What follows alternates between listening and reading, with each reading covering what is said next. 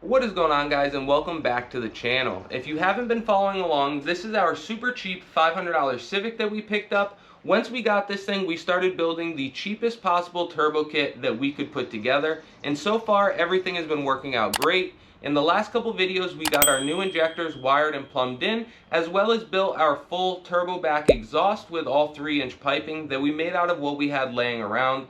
So we've got this thing pretty close to being ready for the dyno. We just need to do two more things.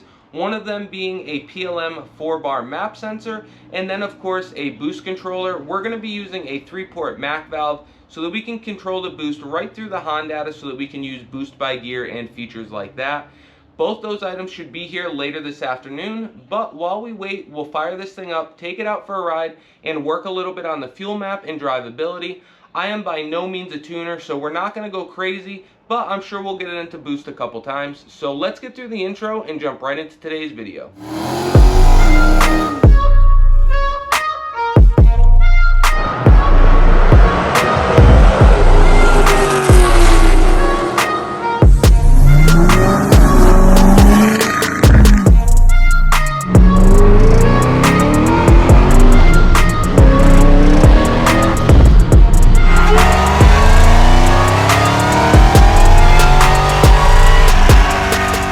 Now that we've gotten through the intro, let's go ahead, get this thing rolled out, fired up, and take it for a ride. I've got a few clips from today and the last few days where I've been messing around a little bit with the fuel map and taking this thing out and having a little bit of fun.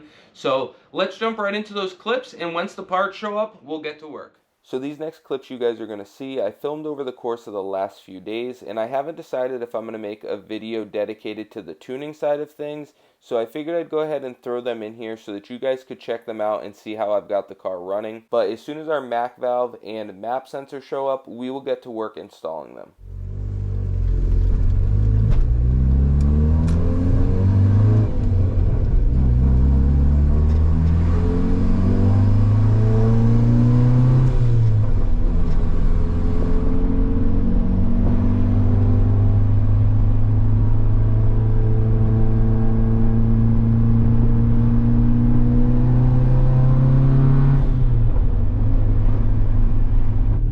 Seems like it wants to lean out a little bit, so we'll see.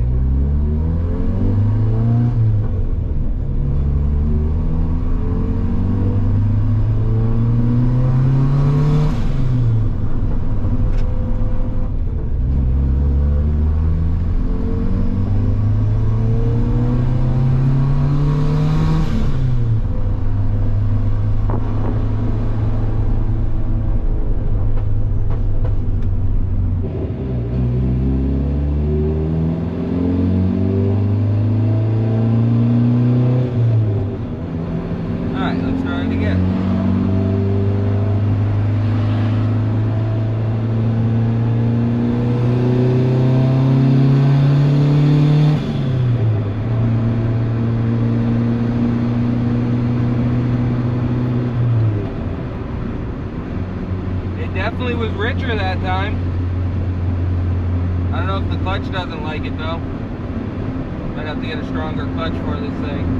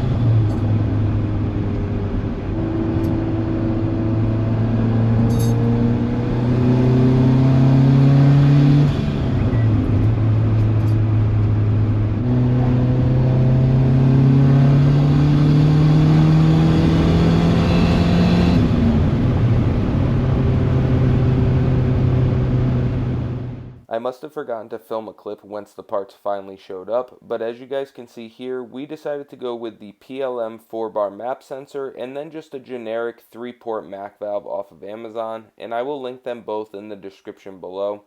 So let's start getting the MAC valve installed.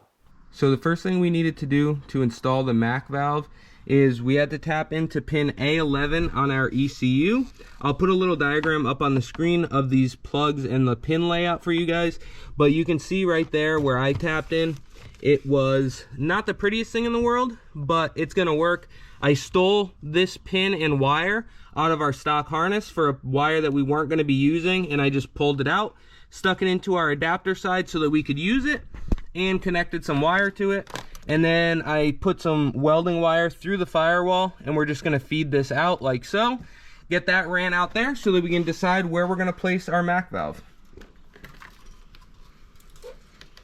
We've got our wire coming through just like so. Now I'm gonna pull all that extra right out, and then we will cut this to length when we're ready and when we know where our MAC valve is gonna go. So one thing I am gonna do before we even start mounting this thing is I'm gonna take these barb fittings off, because I have some quick connect lines that I like to use. I've got a straight one here and a 90 here. We're gonna put a 90 on one side, a straight on the other, and this will connect to that hard plastic air line. It's 1/4 inch. I just prefer to use that. It makes it easier to service or take anything apart. You just quick disconnect it and the piece will come out. So we'll go ahead, use some thread sealer on those, get those ran in, tightened up. We are going to use the vent that came with it, so we'll get that tightened down, and then we can head over to the car and start getting this thing wired and plumbed in.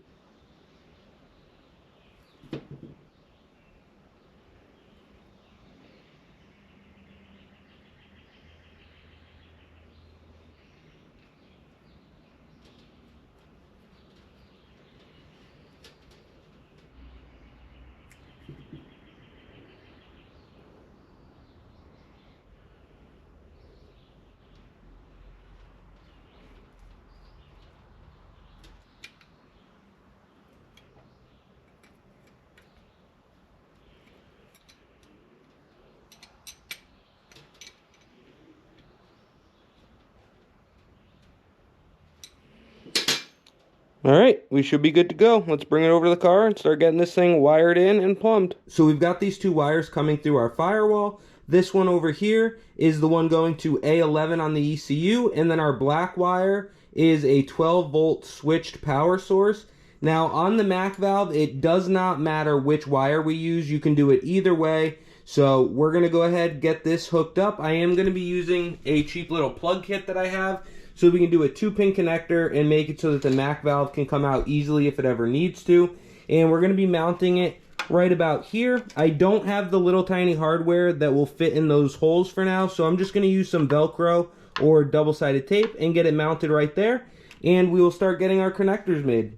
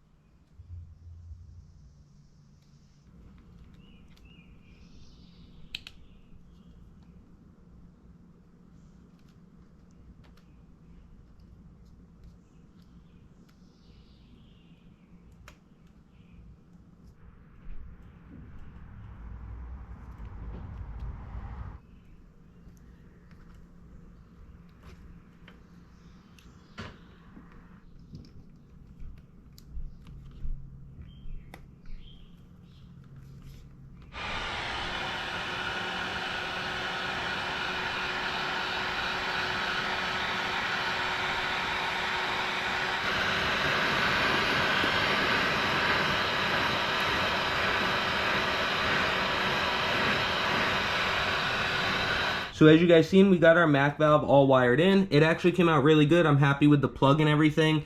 Sadly, I don't have the hardware, and I didn't feel like going to get hardware that was going to fit through the holes on the MAC valve. So just while we're putting everything together, I have some Gorilla Tape holding it. Then we'll pull the Gorilla Tape off and use the double-sided tape, so at least it looks good for now until I do pick up that hardware later on. But what I went ahead and did was I took some of our 1/4 inch quick connect push lock line, and I ran that nice and neat behind the grill to our top port on our wastegate, which you can see right down there. These lines go directly to the wastegate. This one right here that already has the heat protectant on it, that goes to the bottom of the gate. Our new one is over here that goes to the top of the gate. And like I said, the top of the gate is this brand new line that we have right here. So we're gonna cut ourselves off a piece that is gonna reach to the port number 2 on our MAC valve. and we can go ahead and get that plugged in, because the way this system is going to work is we have our vacuum tee over there that distributes boost and vacuum reference to everything, and this line currently goes to the bottom of the gate. So we're going to put a tee in right here, and from that tee we'll have it coming from the boost vacuum source into the tee. Then this piece of the tee is going to continue to run to the bottom of our gate, and then the third leg of the tee is going to come off of there and go directly to our MAC valve on port number 1. And then, like I said, port number 2 is going to come out of the MAC valve and go directly to the top of our gate. And then we have port number 3 as just a vent. So let's go ahead, get this line cut to length. We'll get that plugged into port number 2 on the MAC valve, and then we can start teeing into our vacuum boost line that goes to the bottom of the gate.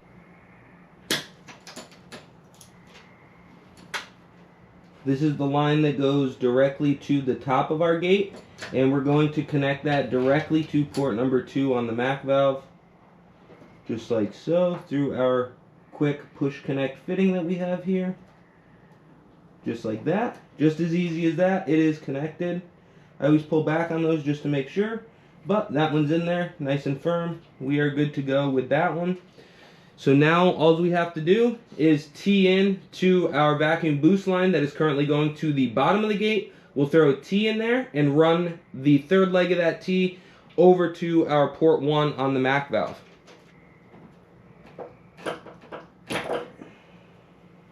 And grab our tee. Go directly to that one. Go directly to that one.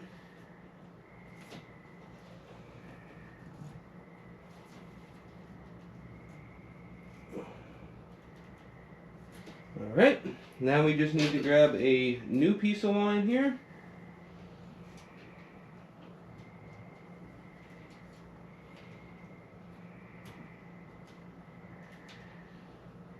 That one's ran into our tee. This one can get ran directly to our MAC valve. Port number 1. Alright. Now once we get some hardware, that'll be nice and mounted right there. Everything's wired up and plumbed up, and we are good to go. Now that we've got our MAC valve wired and plumbed in, we can move on to our map sensor. I decided to go with a 4-bar from PLM. They had a really good price on it, so I figured I'd give it a try. Now, a lot of times with these older Hondas, the map sensor screws get stuck in there. They get seized because it's an aluminum manifold most of the time, and they are steel screws, and for whatever reason they decided to use Phillips head screws. So be very careful when you go to take those out, especially if you're going to use a Phillips head screwdriver. Push down really hard while you're turning. Push down with one hand, turn with the other. I don't want to strip these out, so what we're going to do is use this bit driver. It's an impact driver basically, and what you do is you use it just like a screwdriver. You turn the direction that you're trying to go while pushing down, and then you just tap it with a hammer, and a lot of times it will break the screws free. Alright, yeah, you can see the corrosion on it. That one I started to strip with a screwdriver, so that's why I grabbed this guy. Let's try this one. Just like that, we got them free. Now we can grab our screwdriver. I'm going to go ahead and unplug ours. Get the plug out of the way for a minute. And go ahead and pop these screws out. Now there should be an O-ring under this. We got a new one with our PLM piece, but just in case, I like to hang on to them. Set our new O-ring in there. Grab our new map sensor.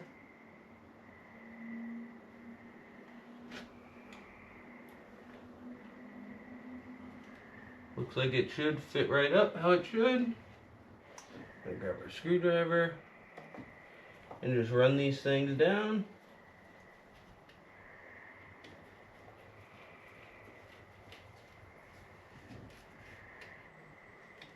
And then if you picked the correct map sensor for your application, it should plug and play direct into your harness, just like that. And now we're done with the map sensor. Now I'm just going to go ahead and open up HONDATA real quick, and I'm just going to show you guys how to throw a quick generic scaler in for the PLM map sensor. And I'll show you how to turn on the boost controller, but that's as far as we're going to go with that. If you guys know how to tune or have a tuner, they will set up all that. You'll have to figure out duty cycle percent and all that for how much boost it's making. But I will show you how to turn it on, just like I'll show you how to plug in for the PLM map sensor. So let's go ahead, open up HONDATA real quick and get those two things taken care of. So with your HONDATA opened up, you're going to go ahead and click on parameters. Now, like I said, I'm not going to show you how to set up the boost controller. I'm just going to show you how to enable it. Your tuner will do all that, or you can take your time and go through. It takes quite a bit to actually set up the boost controller properly, and then also to use it for boost by gear. So you will see right up here at the top under the boost control tab, you'll see enable boost control pulse width modulation output on A11 or A17 for JDM cars. So you just click enable, and that literally enables it, and then you can come through here and start setting it up. Now you're going to have to figure out exactly what PSI is equal to what duty cycle percentage so that you can actually get it dialed in and working properly, so that the computer knows when you set it to a certain duty cycle, that's how much boost you're going to get. So that, like I said, takes some time to actually get figured out and get set up, but that's how you enable it. Super easy to enable. Now, as far as the map sensor goes, you're going to go under the same parameter section here, and you're going to look for map, which is actually right below and to the left of boost control. You click on that, and right now we have our setup for a stock map sensor. So we're going to click right below that on replacement map sensor, and then it gives you a quick selection tab, which we're actually going to use, and we're just going to find one that is a 4-bar. So if we scroll down here, there's a HONDATA OmniPower 4-bar right there. So that's the one that we're going to use because PLM is actually not in here. So we click on that, and then on their website, it actually tells you, I'll put a screenshot of it up real quick or up in the corner for you guys, but it tells you that the scaler is 838. And then offset would be 31, which seems to be the same as the HONDATA OmniPower 4-bar. So that's really about it as far as the map sensor is concerned. This thing is now set up for the 4-bar map sensor. So as you guys seen, we got the map sensor and the boost controller all hooked up and ready to go. And we were able to take this thing out for a ride and make a little boost. And I couldn't be happier for the super cheap turbo kit that we were able to put together for this thing. Hopefully here very soon we'll be able to get this thing strapped down on the dyno, so make sure to stay tuned for that. As always, I appreciate you guys for checking out the channel. I hope you enjoyed today's video. Don't forget to like, comment, subscribe, and ring that bell, and check us out on all of our other social media platforms, Facebook, TikTok, and Bought to Build Official on Instagram, and we will catch you on the next one.